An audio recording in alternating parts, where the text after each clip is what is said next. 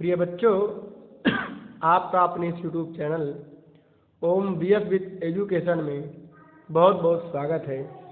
आज आपको class 10th विज्ञान जिसका लेसन नंबर 2 अम्ल, क्षार और लवण के विषय में आपको पढ़ाया जाएगा। अम्ल क्या है, क्षार क्या है, लवण क्या है, इनसे संबंधित जो भी जानकारी है आपको इस वीडियो में और आने वाले इसी अध्याय के अन्य वीडियो में प्रदान की जाएगी। तो आइए चलते हैं लेसन अम्ल, क्षार, लवण की ओर। तो सबसे पहले आप देख रहे होंगे इसमें एक हेडिंग है वैद्युत अपघट्य। ये वैद्युत अपघट्य क्या होते हैं उनको सबसे पहले समझ लेते हैं। क्या होते हैं वैद्युत अपघट्य? वे पदार्थ जिनके जलीय विलयन में से विद्युत प्रवाहित की जाती है और वे अपने आयनों में टूट जाते हैं, उनको हम वैद्युत अपघट्य कहते हैं। या वे पदार्थ जिनके जलीय विलयन में से विद्युत प्रवाहित की जा सकती है। कहने का तात्पर्य हुआ कि वे पदार्थ जिनके जलीय विलयन में विद्युत प्रवाहित की जा सकती हो या जिनके जलीय विलयन में विद्युत प्रवाहित करने पर वो अपघटित हो जाते हैं, वो टूट जाते हैं, उनको हम वैद्युत अपघट्य कहते हैं तथा इस क्रिया को वैद्युत अपघटन कहते हैं। तो पुनः एक बार आप समझें कि वे पदार्थ जिनके जलीय विलयन में विद्युत प्रवाहित की जा सकती है वैद्युत अपघट्य कहलाते हैं तथा इस क्रिया को वैद्युत अपघटन कहते हैं। जैसे एक उदाहरण है आपके पास हाइड्रोक्लोरिक अम्ल, और इसके ऊपर जब विद्युत विसर्जन कराते हैं, विद्युत प्रवाहित कराते हैं, विद्युत प्रवाहित कराने पर तो ये अपने आयनों में यानी H हाइड्रोजन अलग हो जाता है और Cl2 अलग हो जाता है, क्लोरीन अलग हो जाता है और हाइड्रोजन अलग हो जाता है। तो इसी को हम वैद्युत अपघटन क्रिया कहते हैं तथा जो पदार्थ टूटता है उसे हम वैद्युत अपघट्य कहते हैं। अर्थात वैद्युत अपघटन क्रिया में जिस पदार्थ का टूटना होता है, जिस पदार्थ का विघटन होता है उसे हम वैद्युत अपघट्य कहते हैं और उसी क्रिया को हम वैद्युत अपघटन कहते हैं। इसके और उदाहरणों से समझते हैं। जैसे एक उदाहरण है यानी Cl, सोडियम क्लोराइड। इसमें इसके जब जलीय विलयन में विद्युत प्रवाहित कराते हैं, इसके जलीय विलयन में विद्युत प्रवाहित कराने पर ये अपने धनायन अर्थात सोडियम में अलग हो जाता है और क्लोरीन ऋणायन अलग हो जाता है। तो वे पदार्थ जिनके जलीय विलयन में विद्युत प्रवाहित की जा सकती हो या जिनके जलीय विलयन में विद्युत प्रवाहित कराने पर वो अपने आयनों में वियोजित हो जाते हों, अपने आयनों में टूट जाते हों, उनको हम विद्युत अपघट्य कहते हैं तथा इस क्रिया को वैद्युत अपघटन कहते हैं। यह आपके समझ में आ गया होगा। चलते हैं आगे। एक प्रमुख हेडिंग है जल का आयनिक गुणनफल। आप ये नोट में रखेंगे कि जल का आयनिक गुणनफल क्या होता है।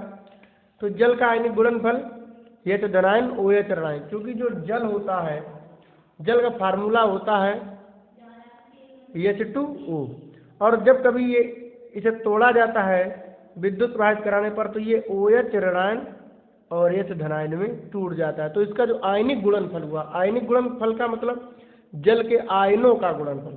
और जल में कौन से आयन होते हैं? H धनायन होता है और OH ऋणायन होता है। तो इसका जो आयनिक गुणनफल है वो है 10⁻⁴। तो इतना तो आप नोट में याद रखेंगे कि जल का आयनिक गुणनफल क्या होता है। ये आपकी चीज नोट में आ गई। इसके बाद इसका क्या महत्व? तो इसकी सहायता से विलयन में H धनायन की सांद्रता ज्ञात होने पर OH ऋणायन की सांद्रता तथा OH ऋणायन की सांद्रता ज्ञात होने पर H धनायन की सांद्रता ज्ञात की जा सकती है। कहने का मतलब ये हुआ कि जल के आयनिक गुणनफल की सहायता से यदि H धनायन की सांद्रता दी जाती है तो हम OH ऋणायन की सांद्रता ज्ञात कर सकते हैं, और यदि OH कैटायन की सांद्रता दी जाती है तो हम H धनायन की सांद्रता ज्ञात कर सकते हैं। अब आ जाते हैं अम्ल, जो प्रमुख विषय है, जो प्रमुख टॉपिक है इस अध्याय के अंतर्गत, अम्ल, क्षार, लवण। तो अम्ल किसे कहते हैं, चलिए अम्ल की ओर। तो आप देख रहे हैं अम्ल। प्यारे बच्चों, अम्ल की अलग अलग परिभाषाएं हैं। जैसे एक सामान्य परिभाषा। सामान्य परिभाषा क्या होती है, जो पदार्थ स्वाद में खट्टे होते हैं उनको हम अम्ल कहते हैं। तो सबसे पहले आप एक चीज़ ध्यान दें कि आप पेन कापी अपने पास रखें और एक एक विषय का अच्छे से नोट्स बनाते चलें, क्योंकि जब आप नोट्स बनाएंगे तो उसका आपको बहुत फ़ायदा मिलेगा।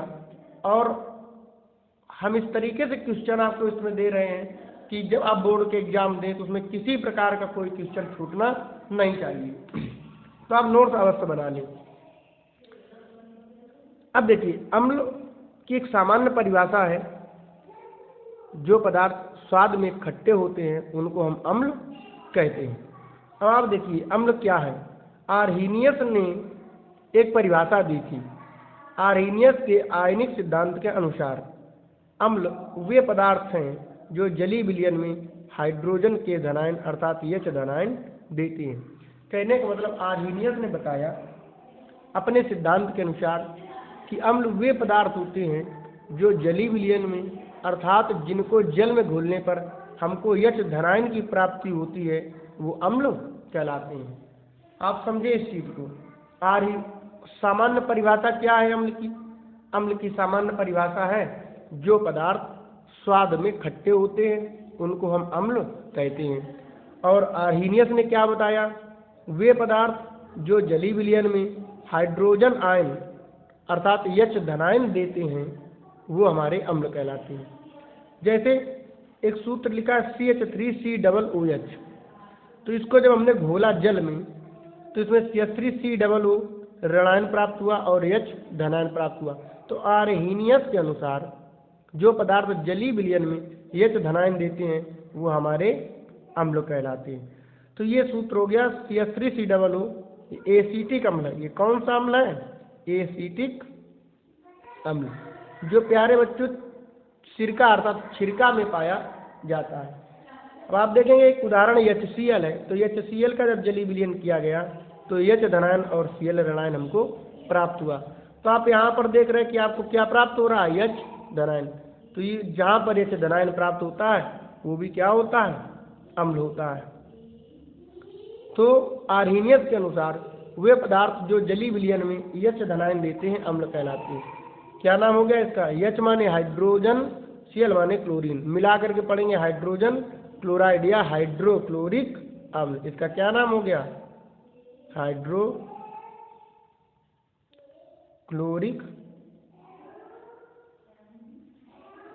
अम्ल। अब आप देख रहे हैं कि HNO3, HNO3 का जब जलीय विलयन किया गया तो H धनायन अलग हो गया और NO3 ऋणायन अलग हो गया। तो यहाँ भी आपको H धनायन प्राप्त हुआ अर्थात ये भी अम्ल हो गया।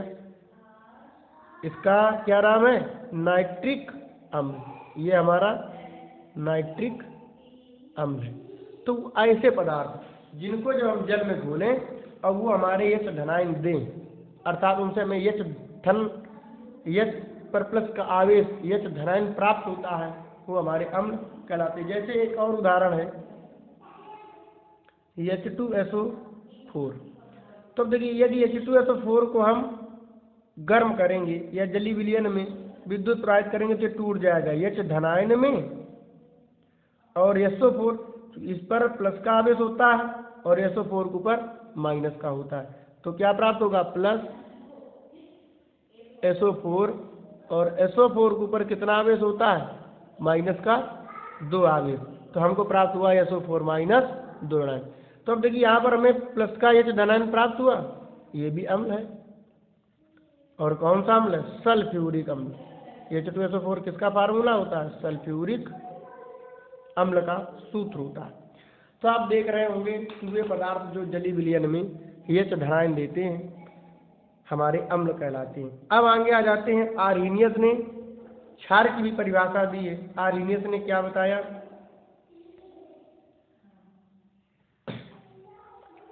आर्हीनियस के अनुसार अम्ल क्या थे?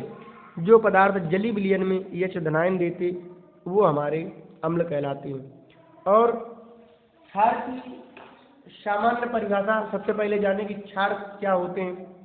तो जो पदार्थ स्वाद में तीखे चरफरे होते हैं उनको हम क्षार कहते हैं।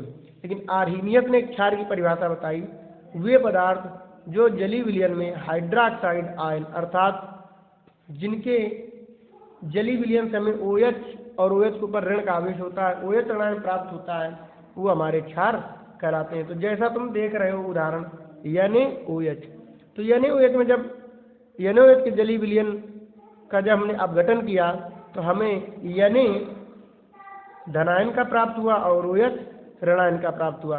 तो आर्हीनियस के अनुसार जिनके जलीय विलयन के अपघटन से हमें OH ऋणायन की प्राप्ति होती है वो हमारे क्षार कहलाते हैं। ये हो गया क्षार, और नाम इसका हो गया Na सोडियम OH हाइड्रोक्साइड, तो नाम इसका हो गया सोडियम हाइड्रोक्साइड। अब आप देख रहे हैं KOH में K धनायन प्राप्त हुआ, OH ऋणायन प्राप्त हुआ, तो ये हमारा क्या हो गया, क्षार हो गया, क्योंकि OH ऋणायन प्राप्त हो रहा है। आर्हीनियस का कहना है कि वे पदार्थ जो H धनायन देते हैं अम्ल और जो OH ऋणायन देते हैं वो क्या कहलाते हैं, क्षार कहलाते हैं। तो ये OH ऋणायन दे रही हैं, ये क्या कहलाएंगे, क्षार कहलाएंगे। अब आपके समझ में आ गया होगा कि अम्ल और क्षार क्या होते हैं। अब आप देखेंगे अम्ल तथा क्षार, क्षार को हम भस्म भी कहते हैं, की आधुनिक अवधारणा। तो अभी आपने जाना कि अम्ल और क्षार की सामान्य परिभाषा क्या होती है। अम्ल वे पदार्थ जो स्वाद में खट्टे होते हैं, क्षार वे पदार्थ जो स्वाद में तीखे होते हैं। आर्हीनियस ने क्या बताया, अम्ल वे पदार्थ जो जल में H धनायन जिनके जलीय विलयन से H धनायन प्राप्त होता है अम्ल होते हैं, जिनके जलीय विलयन से OH प्राप्त होता है OH ऋणायन प्राप्त होता है वो क्षार होते हैं। अब आधुनिक परिभाषा अम्ल तथा क्षार की आधुनिक अवधारणा। अम्ल तथा क्षार का ब्राउनस्टेन लॉरी सिद्धांत। अम्ल और क्षार की जो आधुनिक अवधारणा दी वो ब्राउनस्टेन और लॉरी ने दी। इन्होंने अपने सिद्धांत बताया अम्ल वे पदार्थ होते हैं, अम्ल वे पदार्थ जो किसी दूसरे पदार्थ को प्रोटॉन दे सकते हैं अम्ल कहलाते हैं। वे पदार्थ जो किसी दूसरे पदार्थ को प्रोटॉन देते हैं अम्ल कहलाते हैं, और जो किसी दूसरे पदार्थ से प्रोटॉन लेते हैं वो क्षार कहलाते हैं।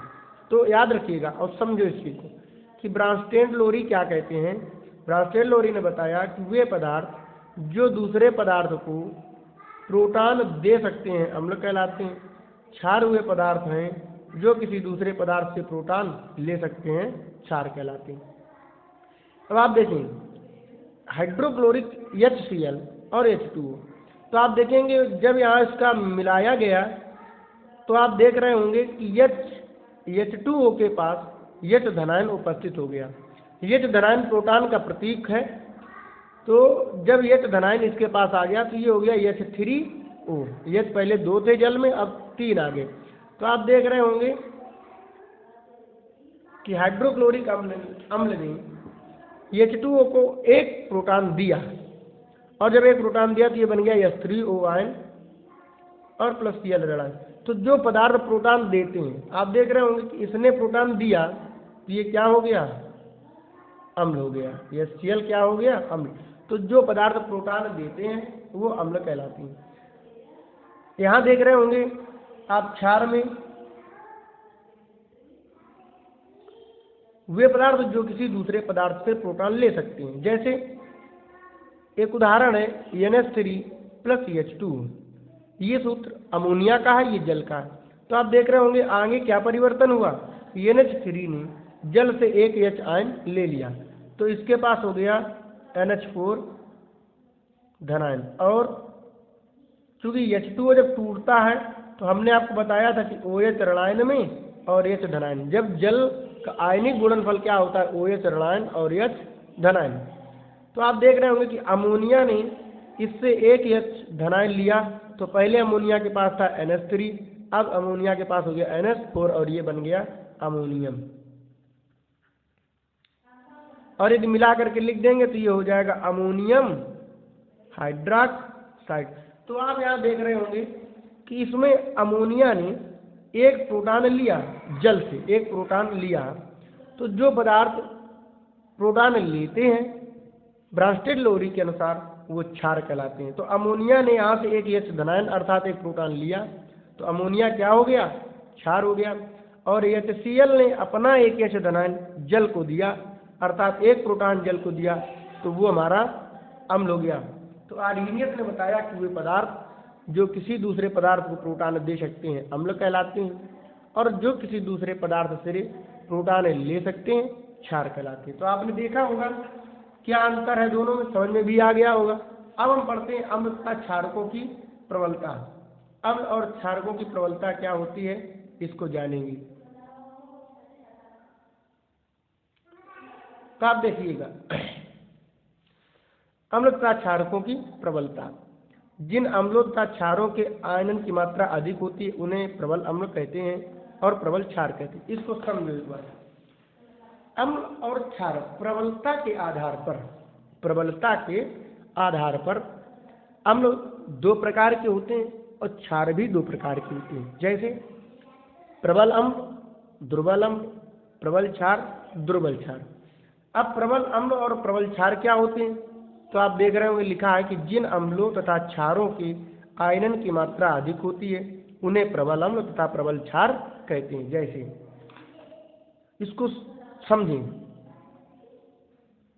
वे अम्ल या वे क्षार जिनके आयनन की मात्रा अधिक होती या जो शीघ्र जल में वियोजित हो जाते हैं, शीघ्र आयनित हो जाते हैं, वे अम्ल या वे क्षार जो जल में शीघ्र जल्दी आयनित हो जाते हैं, घुल जाते हैं, उन्हें हम प्रबल अम्ल या प्रबल क्षार कहते हैं। तथा वे अम्ल वे क्षार जिनका आयनन कम होता है या जो जलीय विलयन में पूर्ण रूप से आयनित नहीं होते और शीघ्र आयनित नहीं होते, उनको हम दुर्बल अम्ल दुर्बल क्षार कहते हैं। पुनः आप इस चीज को समझें। हम यहाँ पर हम आपको बताए दे रहे हैं इस तरीके से, आप देखेंगे वे अम्ल व क्षार जो जलीय विलयन में, वे अम्ल व क्षार जो जलीय विलयन में शीघ्र या पूर्ण रूप से आयनित नहीं होते, दुर्बल अम्ल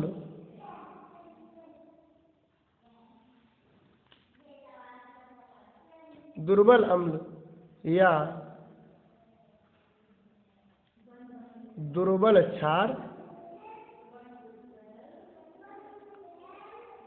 कहलाते। उदाहरण आप देख रहे होंगे, जिन अम्लों तथा क्षारों के आयनन की मात्रा अधिक होती है या जो जलीय विलयन में शीघ्र वियोजित या आयनित हो जाते हैं और पूर्ण रूप से आयनित हो जाते हैं, उनको हम प्रबल अम्ल प्रबल क्षार कहते हैं। तथा वे अम्ल व क्षार जो जलीय विलयन में शीघ्र या पूर्ण रूप से आयनित नहीं होते, दुर्बल अम्ल दुर्बल क्षार कहलाते हैं। अब आप देख रहे होंगे प्रबल अम्ल कौन कौन से होते हैं, हाइड्रोक्लोरिक अम्ल, H2SO4 सांद्र सल्फ्यूरिक अम्ल या तनु सल्फ्यूरिक अम्ल कह सकते हैं, सल्फ्यूरिक अम्ल तथा नाइट्रिक अम्ल। तो ये जो अम्ल होते हैं हाइड्रोक्लोरिक अम्ल, सल्फ्यूरिक अम्ल, नाइट्रिक अम्ल, ये प्रबल अम्ल होते हैं। ये जल में शीघ्र आयनित हो जाते हैं और पूर्ण रूप से आयनित हो जाते हैं, इसलिए इन्हें प्रबल अम्ल कहा जाता है। दुर्बल अम्ल क्या है, H2S hydrogen sulphide, hydrogen cyanide और एसिटिक अम्ल, ये जल में शीघ्र आयनित नहीं होते हैं या इनका आयनन बहुत कम होता है या ये पूर्ण रूप से आयनित नहीं होते, तो ऐसे अम्ल दुर्बल अम्ल कहलाते हैं। अब प्रबल क्षार आप देख रहे होंगे NaOH, KOH, LiOH आदि, ये प्रबल क्षार हैं जो जल में शीघ्र आयनित हो जाते हैं, जल में पूर्ण रूप से आयनित हो जाते हैं, उनको प्रबल क्षार कहते हैं। और अमोनियम हाइड्रोक्साइड जो जल में पूर्ण रूप से आयनित ना हो या कम मात्रा में आयनित हो या बहुत देर में आयनित हो, उनको हम दुर्बल क्षार कहते हैं। तो आपको क्षारकों और अम्लों की प्रबलता भी पता चल गई, अम्ल और क्षार की प्रबलता क्या होती। अब आगे चलते हैं। हाइड्रोजन आयन सांद्रण, जिसको हम कहते हैं पीएच मान, ये बहुत जरूरी है हमारे दैनिक जीवन में, बहुत महत्वपूर्ण टॉपिक है पीएच मान, हाइड्रोजन आयन सांद्रण तथा पीएच मान। इसको समझते हैं कि हाइड्रोजन आयन सांद्रण या पीएच मान क्या है। तो देखिए लिखा है, हाइड्रोजन आयनों के मोल प्रति लीटर में सांद्रण के ऋणात्मक लघु गुणक को पीएच कहते हैं। क्या आपने पढ़ा? हाइड्रोजन आयनों के मोल प्रति लीटर में सांद्रण के ऋणात्मक लघु गुणक को पीएच कहते हैं। अब देखिए, हाइड्रोजन आयन के सांद्रण, हाइड्रोजन आयन और सांद्रण के लिए बड़ा कोष्टक लगा, जिसे हम सांद्रण का प्रतीक मानते हैं, कि ऋणात्मक लघु गुणक को हम हाइड्रोजन आयन सांद्रण या पीएच मान कहते हैं। अब आप और अच्छी तरीके से समझेंगे तो समझो इसको, परिभाषा से हम समझेंगे। या हाइड्रोजन आयन H धनायन, परिभाषा समझो इसको, हाइड्रोजन आयन सांद्रण या पीएच मान क्या है। हाइड्रोजन आयन के सांद्रण के ऋणात्मक लघु गुणक को पीएच मान कहते हैं। समझ आ गया होगा आपको कि हाइड्रोजन आयन के सांद्रण के ऋणात्मक लघु गुणक को पीएच मान या हाइड्रोजन आप सांद्रण कहते हैं। ये आपको समझ में आ गया होगा। इसका एक सूत्र है ये, और एक सूत्र ये है, H धनायन सांद्रण बराबर 10⁻⁻⁻ pH, या pH बराबर -log S धनायन सांद्रण या log 1/S धनायन। क्योंकि ये जब S धनायन अभी नीचे है, ऊपर जाएगा तो क्या हो जाता है, ये चीज माइनस की लिखी जाती है, जब ये नीचे आ जाता है तो प्लस में आ जाता है। अब देखिए, जो पीएच मान है, एसपी सोरेनसन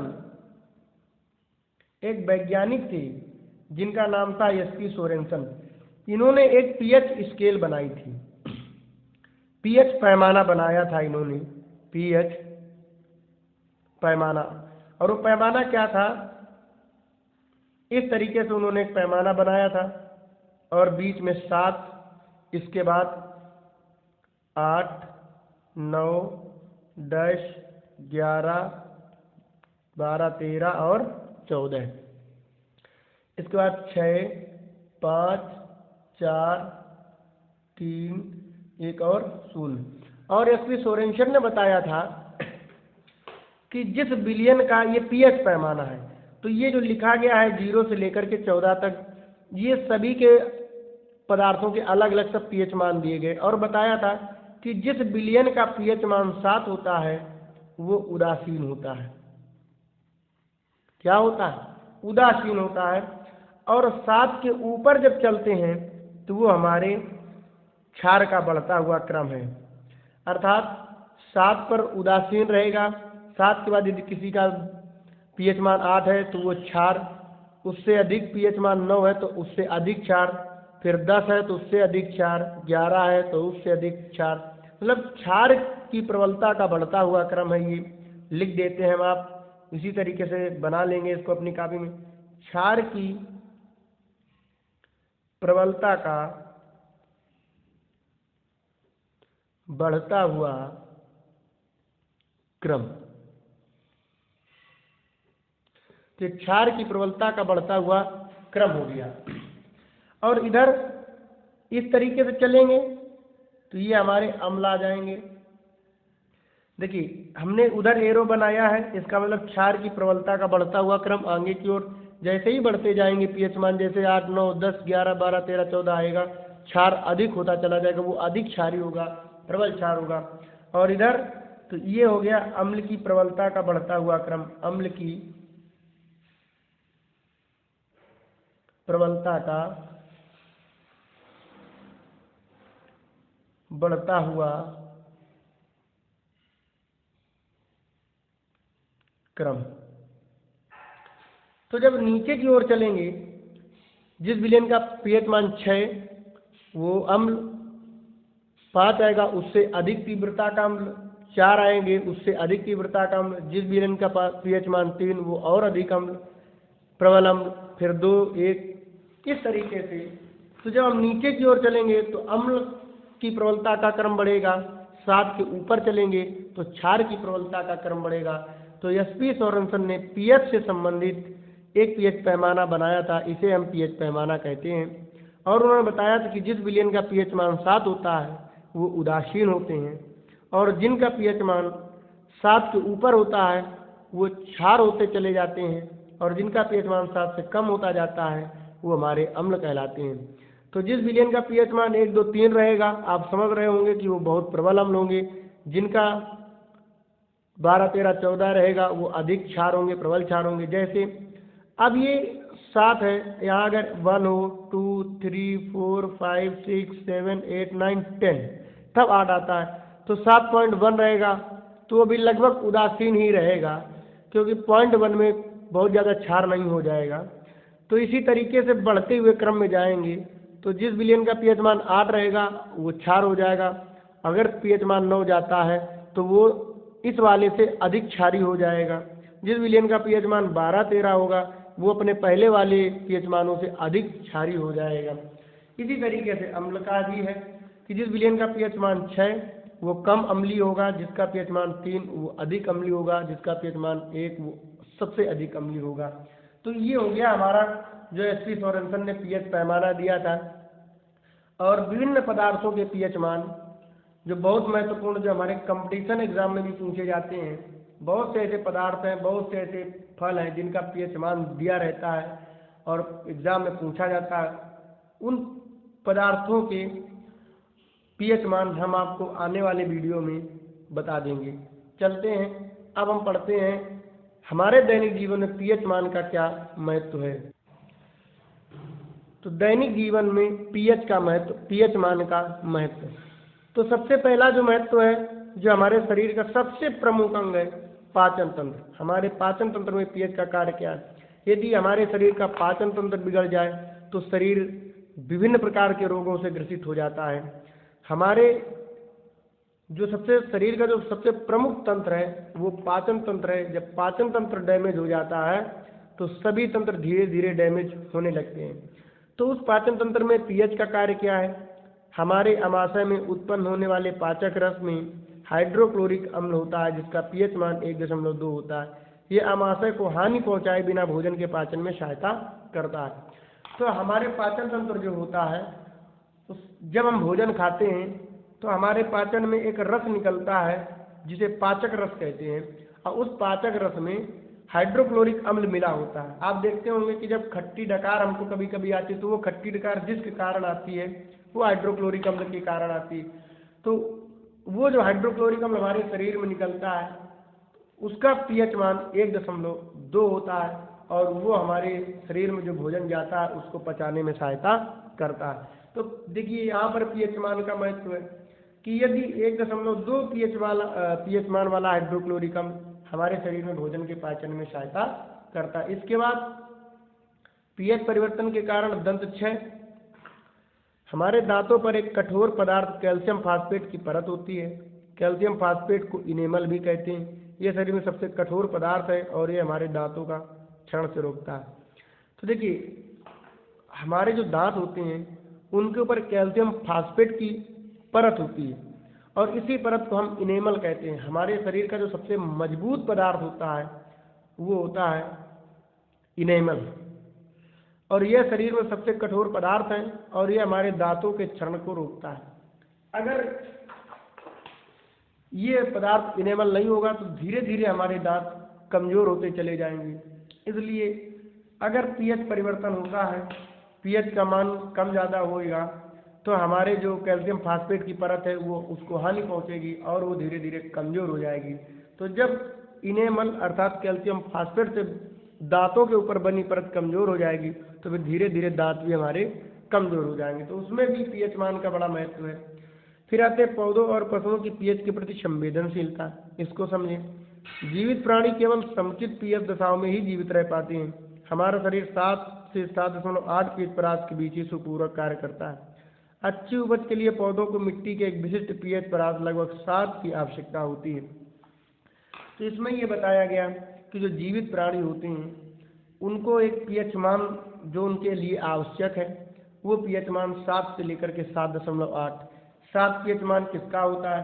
तो हमने आपको बताया था कि जो विलयन उदासीन होते हैं उनका पीएच मान 7 होता है। जैसे जल, तो जल का पीएच मान कितना होता है? जल का पीएच मान 7 होता है। और जल हमारे लिए और अन्य सभी जीव जंतुओं के लिए बहुत आवश्यक होता है, आप सभी लोग जानते हैं। और 7 से लेकर के 7.8 तक पीएच मान हमारे शरीर के लिए और पेड़ पौधों के लिए आवश्यक होता है। आप देखते हैं कि कोई भी पेड़ पौधा हो उसे वो बिना जल के तैयार नहीं हो सकता है।